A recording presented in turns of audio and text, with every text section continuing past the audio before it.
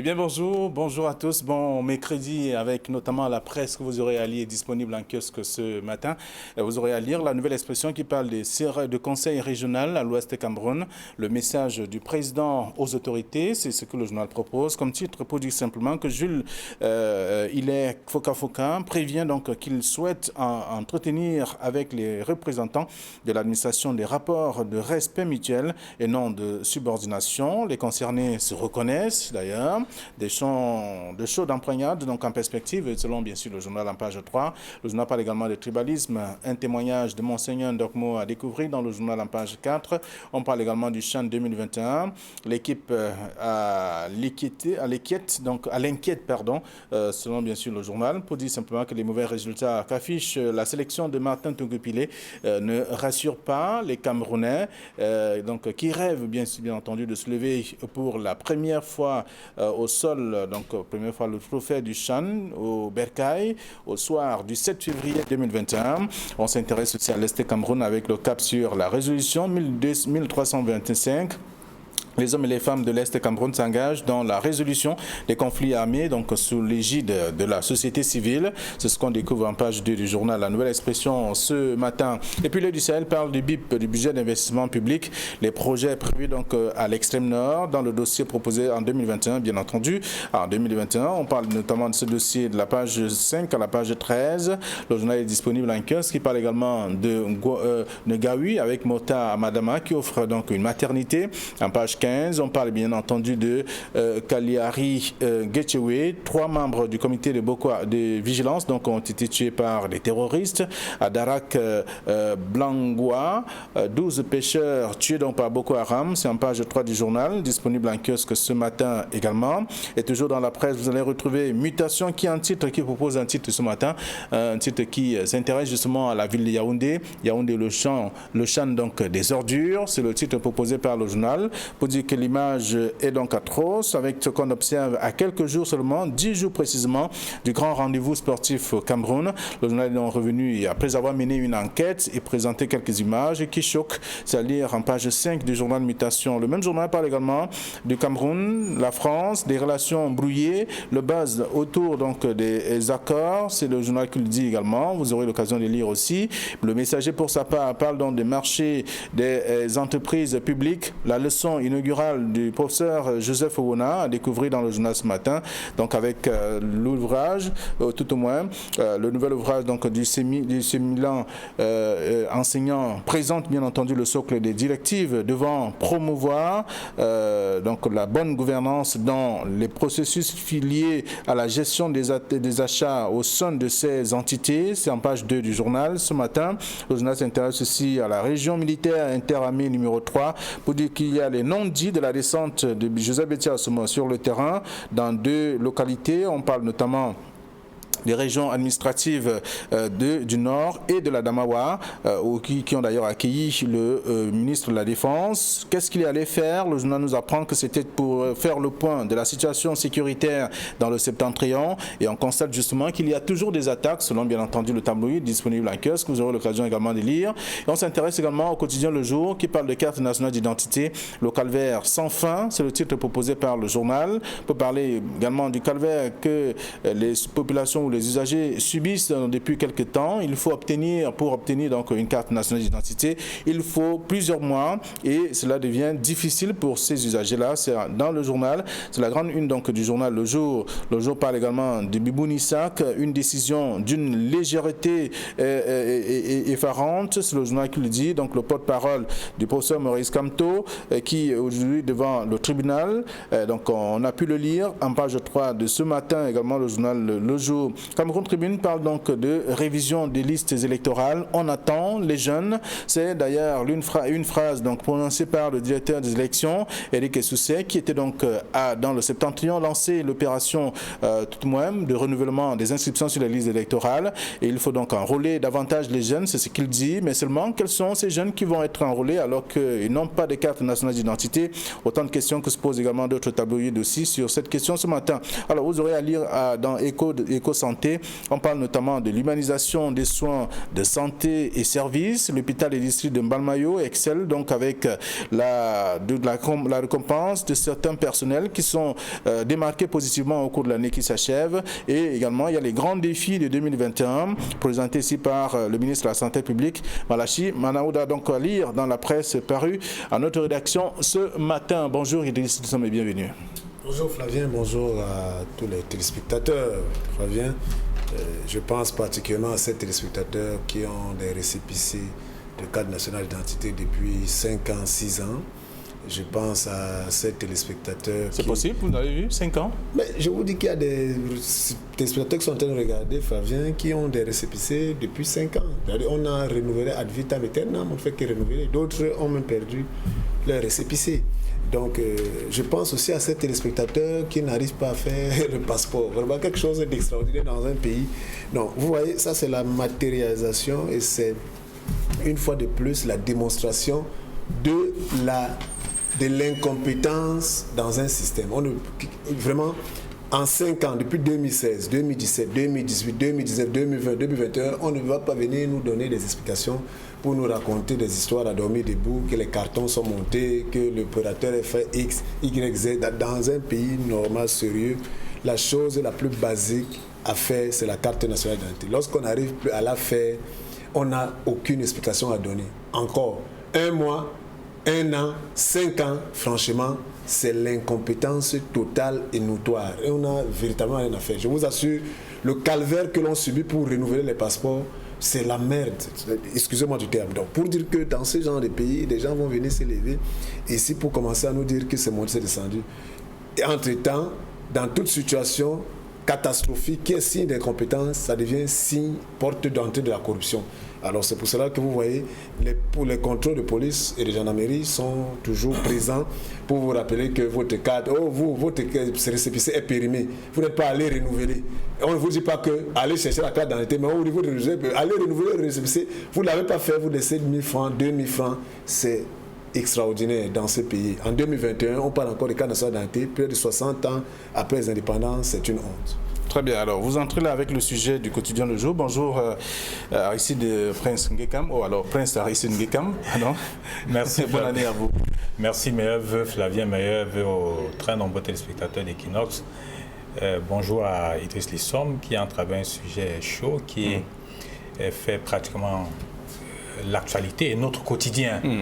Et vous ne pouvez pas marcher sans voir quelqu'un vous dire ou alors être interpellé par les forces de maintien de l'ordre parce qu'ils ont un récépissé qu'on passe le temps à rallonger et la carte ne sort pas. Donc c'est un problème crucial que les autorités doivent statuer là-dessus afin de faciliter la vie à nos compatriotes. Je voudrais entrer dans cette émission avec une actualité de l'œil du Sahel sur les pêcheurs qui ont été tués au niveau de Darak.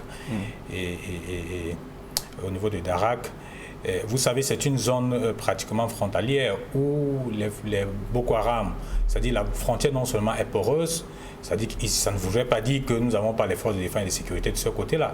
Il y a toute une base du BI, mais ce sont des gens qui peuvent entrer facilement, qui sont confondus aux populations. Vous avez là-bas les Kotoko et les Arabes, je crois, qui se confondent pratiquement à ceux qui viennent du Nigeria. Donc il y a une réelle difficulté là-bas à cerner la frontière. Donc c'est une situation qui est totalement difficile à contrôler. Vous savez qu'un nouveau préfet va être installé de ce côté-là d'ici demain, parce que le préfet Mekondane Obounou a été appelé à d'autres fonctions. Il n'a pas de poste, mais je voudrais sortir avec ce préfet qui est en train de partir. Et les informations qui nous reviennent de ce côté-là nous indiquent que le préfet, depuis pratiquement qu'il a été annoncé, appelé à d'autres fonctions, est en train de vendre un certain nombre de terrains de la commune. Je vous dis avec des preuves. C'est-à-dire que des conseillers municipaux de la commune de Kousséri se plaignent ce que le préfet est en train de vendre les terrains de la commune. Et il y a parmi les parcelles qui sont attribuées à divers hommes d'affaires et certains fonctionnaires, il se trouve que une des parcelles qui a été vendue à un homme d'affaires, il se trouve que les toilettes publiques de la commune de Kousséri sont vous avez certainement des preuves de ce que vous dites. Et qui sont financées, et les toilettes ont été financées par la BAD. Mais curieusement, cette parcelle a été vendue par le préfet. Les documents sont là. C'est une situation rocambolesque. C'est la raison pour laquelle, lorsqu'on affecte des gens, il faut immédiatement faire la passation des services parce que ça donne l'occasion de signer des documents même antidatés. Donc, après pratiquement la vente aux enchères des chefferies de ce côté-là, le préfet a trouvé mieux maintenant de liquider ou alors de faire une autre vente des enchères. D'accord, c'est un dossier que nous allons suivre. Merci. Et les conseillers municipaux de ce côté-là ont tout fait de saisir le ministre des Domaines et des Affaires foncières et le ministre de l'administration territoriale. Très bien. Alors donc on va ouvrir, puisque vous l'avez déjà évoqué, on parle notamment de la une du quotidien Le Jour qui revient sur la carte nationale d'identité avec le calvaire sans fin. On sait, vous avez également rappelé que ça devient un véritable problème pour ceux-là qui voyagent. Il est difficile de pouvoir traverser une barrière de police ou de gendarmerie sans être interpellé parce que vous avez un récépissé soit en mauvais état à cause notamment de la longévité ou la durée de ce récépissé-là, ou encore qu'il n'a pas été renouvelé. C'est autant de problèmes que rencontrent ces personnes qui n'ont pas de carte nationale d'identité. Oui, ce n'est même pas seulement dans le cadre de transport de voyage, ou bien dans le cadre de vos déplacements interurbains. Au niveau des banques, même sur le plan de la vie économique. C'est-à-dire que vous ne pouvez pas passer un certain nombre d'opérations sans avoir une carte nationale d'identité fiable. Le récépissé, on va vous dire à certains endroits que ce n'est pas du tout fiable, ça ne vous permet pas de... Donc en fait, voilà comment des gens sont complètement neutralisés. C'est-à-dire c'est des techniques de neutralisation. Et imaginez, tous ceux qui ont établi les cartes d'identité en 2010 ont des problèmes aujourd'hui. Parce qu'en 2020, il fallait renouveler. Sans compter ceux qui arrivent à l'âge adulte, ceux qui ont perdu leur carte, il faut les refaire. Et maintenant, nous tombons en 2021 avec ceux qui ont établi leur carte en 2021. On se retrouve dans une situation un peu... C'est dommage qu'en 2021, en début d'année, au lieu de parler des éléments essentiels qui doivent contribuer à améliorer nos conditions de vie, nous nous attardons à parler encore du fait que tu es un citoyen, mais qui ne sait plus, dont la nationalité est dévouée, c'est-à-dire, je ne sais pas, elle est complètement négligée. Douteuse. Elle est douteuse même à la limite. C'est-à-dire, et paradoxalement, ce qui est très grave, Flavien, c'est que ceux-mêmes qui ne sont pas, entre guillemets, bon, vous savez, on peut changer de nationalité, vous pouvez venir du Nigeria, vous devenez Camerounais, vous pouvez venir du Bénin, vous devenez Camerounais, c'est bien normal. Mais il y a des gens qui, sans même procédure, eux, ils ont les pièces d'identité. Vous qui êtes un citoyen natif, et vous levez vos épaules, vous marchez à la rue, vous vous gargarisez d'être autochtone de Douala ou bien je sais d'où, vous n'avez pas de carte d'identité. Mais c'est lamentable. C'est-à-dire qu'à l'heure où on parle même de l'autochtone, et les gens sont à Yaoundé, bien assis et très sérieux, très content, ils rentrent tous les soirs, ils reviennent le matin, et là aujourd'hui ils viennent là et ils disent non, il faut que ça s'arrête, il faut que ça s'arrête. Donc je vous dis, le calvaire le mot calvaire même n'a pas de signification. La carte nationale d'identité, le passeport, c'est devenu un luxe incroyable. Alors, donc, le journal a mené une enquête, le journal Le Jour, et parle donc de ce calvaire sans fin. Oui, c'est pour dire qu'on n'arrive pas toujours à trouver des solutions. C'est un calvaire sans fin, mais il faut dire la vérité aux Camerounais. Vous savez, il y a deux types de choses lorsque votre carte ne sort pas. Il y a des gens qui ont eu les doubles identités. C'est-à-dire qu'ils étaient nés, je dis n'importe quoi, en 2000, ils ont changé, ils sont nés maintenant en 2005, et par conséquent, comme le système a été très bien informatisé, lorsque le système le remarque, automatiquement ça rejette. Et donc, par conséquent, votre carte ne peut pas sortir. Mais maintenant, il y a... Et qu'est-ce qu'on fait à ce moment-là ? À ce moment-là, il y a 3 ans, le délégué général de la Société nationale avait institué une sorte d'audition. C'est-à-dire que si vous aviez fait une double identité, vous donnez les raisons pour lesquelles vous avez... qui vous ont poussé à faire une autre carte, en fait, une double identité. C'est-à-dire que vous êtes né en 90, vous êtes allé dire que vous êtes né en 95. Vous donnez les raisons, on vous entend ce procès verbal et on rétablit votre âge normal. C'est-à-dire que vous amenez votre acte de naissance mère ou alors votre diplôme. Et généralement, ce qu'on demande, c'était le CPE. Alors, il faut combien de temps pour tout ça ? Donc, je pense, lorsqu'on vous auditionnait, on passait toutes ces informations dans le circuit afin de vous établir une carte d'identité pour que vous puissiez avoir le sésame. Mais maintenant, il y a d'autres personnes qui semblaient nous expliquer le processus. Oui, est-ce qu'il faut combien de temps pour tout ça? Le temps, on vous dira de ce côté-là que est-ce que ceux qui n'ont pas reçu leur carte jusqu'ici ont été informés de ce fait? Bon, ça c'est un problème. Ça c'est un problème. Et c'est le problème général du Cameroun. C'est-à-dire qu'on attend, comme vous êtes demandeur, on attend que vous veniez, vous allez vous plaindre. Mais je dis, il n'y a pas que ceux de la double identité. Il y a des gens qui ont... Moi j'ai eu le cas. C'est-à-dire que Ngekam, au lieu de N, on a mis G. Et la carte n'est pas sortie. Il a fallu que je puisse faire un recours, c'est-à-dire une réclamation. Et forcément, on a corrigé. Et par conséquent, la carte est sortie. Donc, si vous n'avez pas fait ce processus, vous ne pouvez pas comprendre. Maintenant, donc, il y a les différentes erreurs. Souvent, lorsqu'on vous enregistre, c'est pour ça que lorsque vous allez vous faire établir une carte d'identité, rassurez-vous que sur votre récépissé, la dame ou alors l'agent qui vous identifie a écrit correctement votre nom. Parce que s'il y a l'erreur à cet instant-là, lorsque ce sera saisi en machine, et si vous aviez déjà fait une carte avant, le système va le rejeter.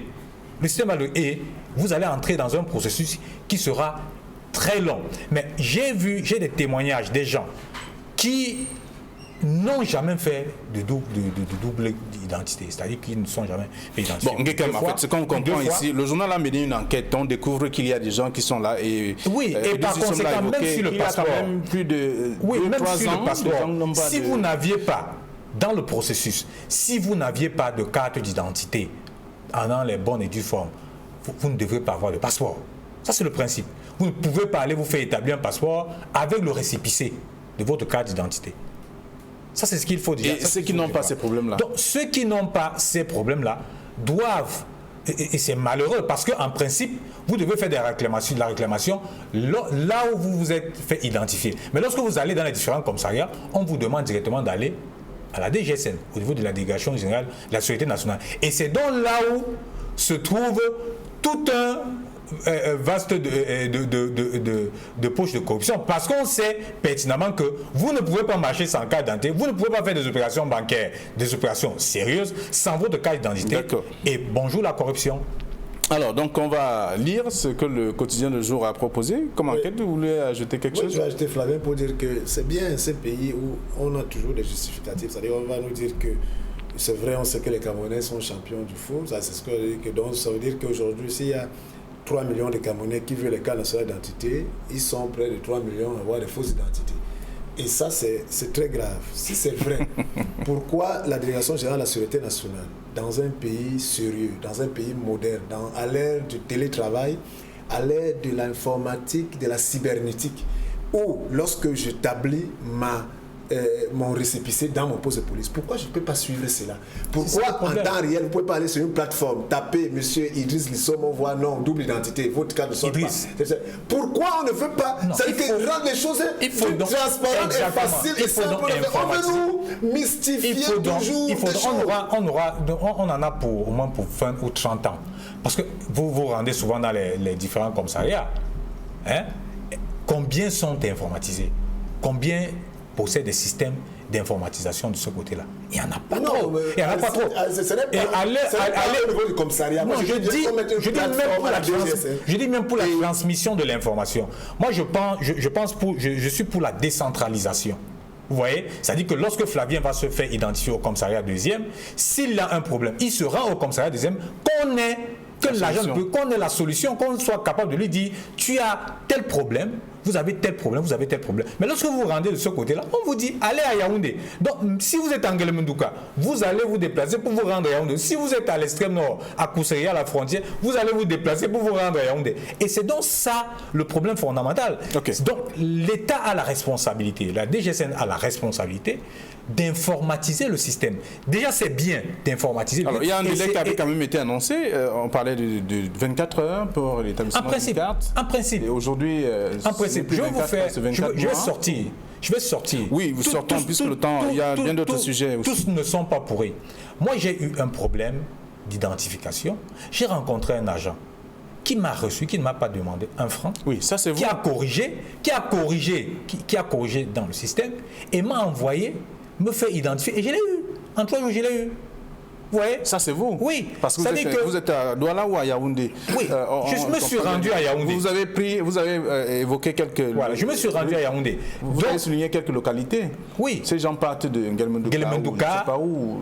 Je ne sais pas trop. Voilà, pour arriver à Yaoundé. Pour arriver à Yaoundé, c'est déjà un problème. Alors, autre chose... Il faut informatiser. D'accord. Il y a Cameroun Tribune ce matin qui parle du renouvellement de la révision des listes électorales. Et le directeur des élections estime qu'il faut plus de jeunes à enrôler cette année. Maintenant, il y a ce problème de carte nationale d'identité, les jeunes qui n'ont pas de pièces d'identité. Comment est-ce qu'ils vont faire? Oui, vous savez, chacun joue sa partition.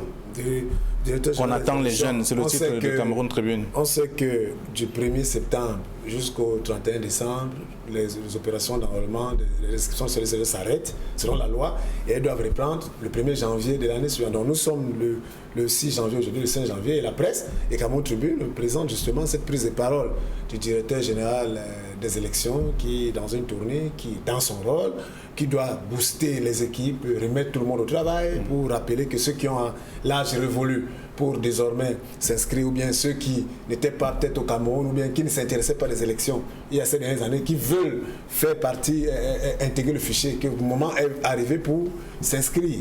Peut-être qu'il y en a qui entre-temps aussi ont changé de ville, peut-être c'est l'occasion de ville ou de quartier, c'est l'occasion peut-être de susciter les mutations, les mutations pour pouvoir aller voter là où on habite. Donc en fait, le directeur général des élections est dans son rôle. Mais vous savez, Flavien, qu'il y a cette affaire d'élection entre l'administration électorale qui est là pour pouvoir susciter les gens à s'inscrire, entre les partis politiques qui ont intérêt que vous et moi soyons inscrits, entre ceux-là, les partis politiques qui pensent que l'élection ne vaut pas la peine parce que le système est verrouillé, entre ceux qui font des campagnes pour dire aux populations ça ne sert à rien de s'inscrire parce que ton vote ne compte pas, entre ceux qui pensent que c'est le vote seul qui peut permettre à ce que on puisse changer ce pays. On est dans un embrouillamini, dans un tourbillon de poussière où finalement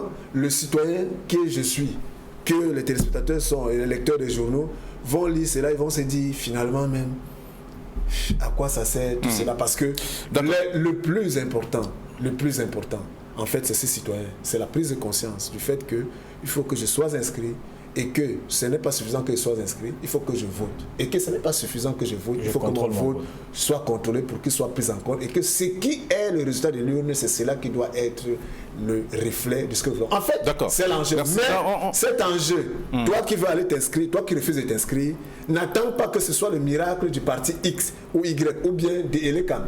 Le miracle viendra de toi, le citoyen. N'attendez pas des autres. C'est nous-mêmes les citoyens qui avons le devoir de nous inscrire et de contrôler. N'attendons pas les autres. Oui, c'est un conseil. J'aurais un seul mot à dire sur ce sujet. Il faut s'inscrire. Oui, mais comment si vous n'avez pas de carte? Non, il faut. Vous savez que Elekam a donné la latitude. C'est-à-dire que vous avez des gens qui ont les cartes électorales qui n'ont pas de carte d'identité. Oui. Et pendant l'élection, on vous permet de voter avec la carte électorale, même si vous n'avez pas de carte d'identité. On peut vous permettre de voter avec votre carte d'identité, même si vous n'avez pas de carte d'identité. Donc, ça voudrait dire qu'on arrive à vous identifier. Alors, il faut donc renouveler ou alors s'inscrire à nouveau. Avec Elekam accepte les récépissés. Mais ce que je voulais dire, pour sortir de ce sujet, c'est qu'il faut s'inscrire, il faut croire. Il ne faut pas céder au découragement de ceux qui pensent que ça ne sert à rien de vous inscrire. Parce qu'on a vu des partis politiques gagner des élections au Cameroun. Donc, si vous contrôlez bien votre vote, vos voix, c'est possible de gagner. D'accord, allez, on le comprend bien. Mutation de ce matin parle de Yaoundé avec le champ des ordures. Ben, écoutez, il faut...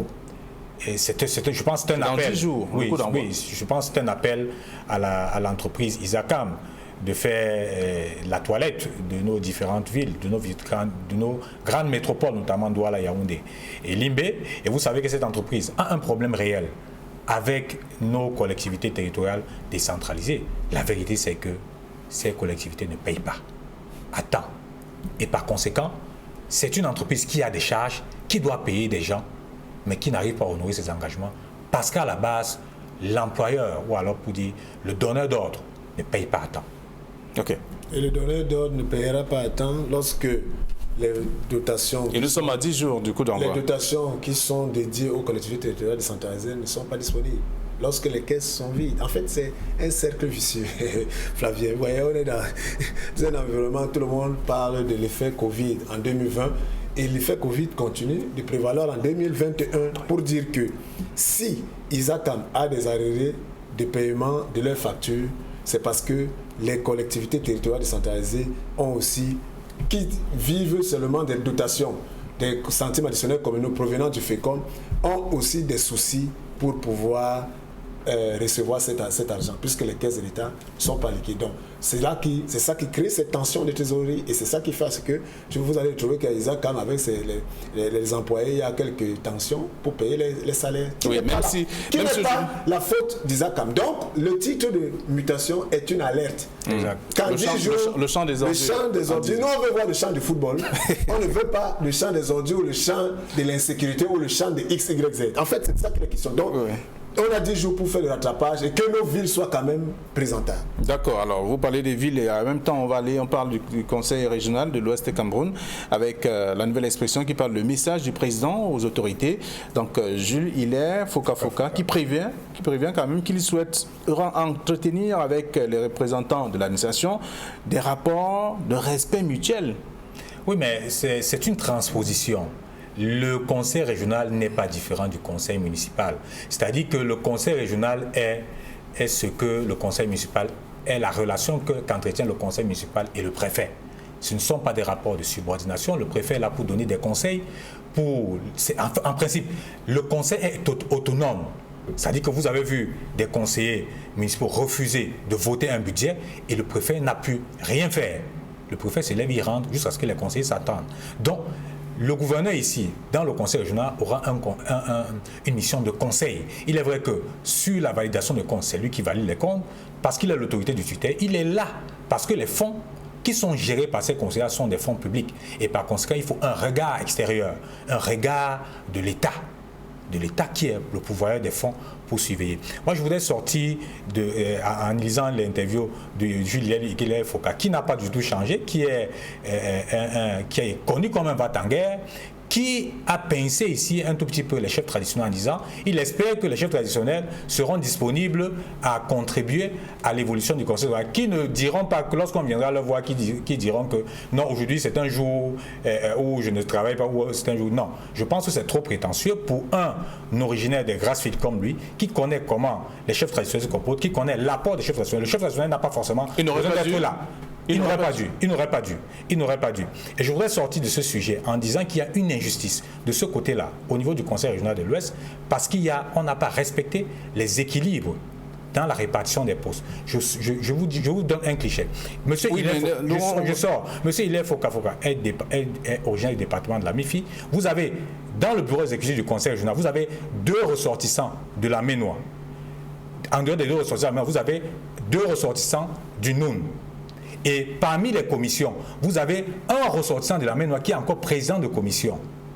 Alors qu'à la fin, aucun originaire du département du Haut-Cam n'est ni dans le conseil exécutif, n'est ni président de commission. Pourtant, ils ont remporté à la régulière les élections. Donc, ils ont 12 conseillers qui sont allés là-bas. Vous avez le Noun qui n'a aucun délégué départemental élu du RDPC, mais par les entrejans du sultan roi des Babounes, il a pu imposer deux chefs traditionnels au bureau exécutif. Et Jean Kété, qui est le secrétaire général du comité central, qui est originaire du Noun, a pu imposer 2 originaires du département de la Ménois et président d'une commission. Ce n'est pas normal dans la répartition des équilibres à l'Ouest. Alors, c'est une injustice sociale. On n'a pas encore entendu de plaintes de ce niveau-là. Non, il y a des plaintes. Il y a des plaintes. Vous vous souvenez que le président de la République a convoqué le corps électoral uniquement pour les élections du département, des chefs du commandement national du département de la Ménois. Alors que ces chefs n'ont pas respecté la répartition sociologique. Vous savez que dans le département de la Ménois, il y a des Bamlékés et il y a des Mbo. Ils n'ont pas pris en compte les chefs traditionnels originaires du Mbo qui sont originaires de la ça a été actualisé de toute façon, on l'a compris. On vous a compris également. Il faut qu'il y ait des réactions de ces... Oui, non, moi je pense que lorsque le président du Conseil régional de l'Ouest, M. Foka, le dit, c'est tout simplement normal parce que il ne faut pas toujours voir les choses dans le sens de la confrontation. Il faut comprendre que nous avons certains administrateurs civils, monsieur le président Sengekam le sait, qui profitent de leur position pour faire une sorte de chantage, pour tenir les élus locaux, pour les amener, au lieu de bien gérer, à faire des micmacs. On sait, c'est-à-dire que pour que je valide vos comptes, vos ceci, vraiment, il faut qu'on sorte de cette mentalité où chacun, par rapport à la position, veut marcher sur l'autre. Et c'est la raison pour laquelle, quand le président régional le dit, c'est vrai, c'est le président régional de l'Ouest, ça sera le même cas, que ce soit de l'extrême nord au sud-ouest, au nord, partout, que les gouverneurs laissent les régions, accompagnent, c'est-à-dire qu'ils fassent leur rôle de conseiller, de responsabilité, de s'assurer du respect des textes, et même de coacher ces élus pour qu'ils puissent avancer dans l'état. Et non qu'ils fassent du chantage. Parce que quand il le dit là, c'est parce qu'il sait ce qu'il a subi. Hein. Merci. Merci à vous, chers messieurs. On va sortir de l'émission. Oui, je voudrais sortir de l'émission en tirant un coup de chapeau. Vous savez, nous étions comment on appelle, dans l'arrondissement de Gaoui, qui est à la frontière avec la République centrafricaine. Nous avons appris quelque chose là-bas. Vous savez pourquoi la plupart des femmes musulmanes ne vont pas à l'hôpital?